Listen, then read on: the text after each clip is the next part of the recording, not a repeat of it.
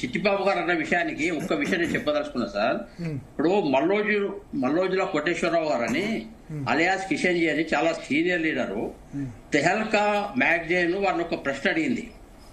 మీరు పేదరికం గురించి మీరు బాగా మాట్లాడుతున్నారు కదా, మరి పేదోళ్ళని దగ్గర తీసుకొని పేదోళ్లతో ఉద్యమాలు చేసి పేదోళ్ళ సర్వీస్ కోసం మీరు ప్రయత్నం చేయొచ్చు కదా అని ఒక మాట అంటే వారు ఏమన్నారంటే, మేము పేదోళ్ళకు సర్వీస్ చేయాలంటే మేము ముందు అధికారంలోకి రావాలి, అధికారంలోకి రావాలంటే మేము ఆయుధ పోరాటం ద్వారానే మాకు సాధ్యమవుతుంది, డెమోక్రసీలో మాకు సాధ్యం కాదు, ఆయుధ పోరాటం ద్వారానే చేస్తాం. కాబట్టి వారికి పేద ప్రజల ఎజెండా కంటే కూడా మేము అధికారంలోకి రావాలా, మేము అధికారాన్ని చేజిక్కించుకోవాలా అనే తపన ఎక్కువ ఉంది.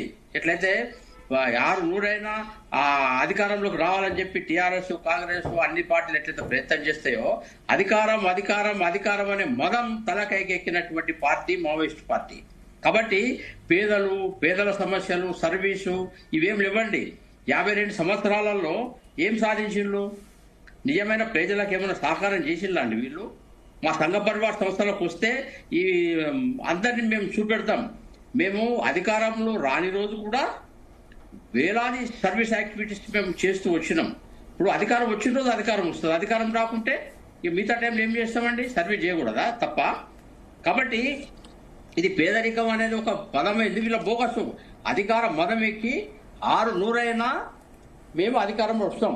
1972లోనే చారు మజుందార్ అన్నారు, 72లోనే మేము ఇక్కడ అధికారంలోకి వస్తాం, 1972లోనే మేము ఇక్కడ ఎర్రకోట మీద ఎజెండా ఎగరేస్తామన్నాడు. ఏమైంది? 72 పోయింది, 2025 వచ్చింది. వీళ్ళతో అయ్యే పని కాదు.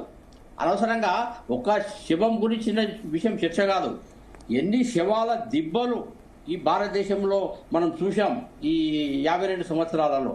ఇప్పటికైనా ఫ్యూచర్ లో ఇంకా శవాల దిబ్బలు కాకుండా ఉండడం కోసం ప్రయత్నం మనం చేయాల్సిన అవసరం ఉన్నది.